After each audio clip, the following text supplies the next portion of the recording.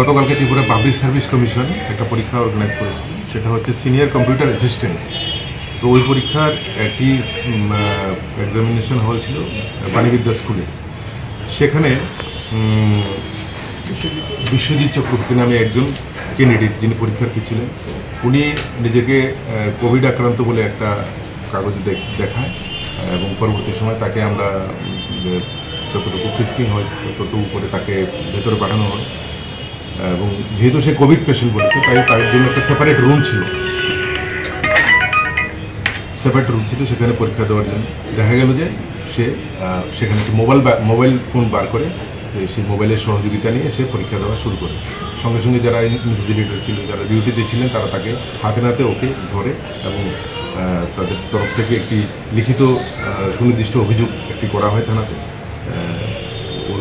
এই বিষয় নিয়ে। এবং তার কেস নাম্বার হচ্ছে 136/2024 এবং তাকে আমরা আজকে ওই অভিযোগগুলো গ্রেপ্তার করে আদালতে পাঠাচ্ছি। যে কোভিড সার্টিফিকেটটা আনা হয়েছিল, কোথায় থেকে এনেছিল সেটা আমরা ভেরিফাই করার জন্য এটা আমরা পাঠিয়েছি কনসার্ন অফিসে।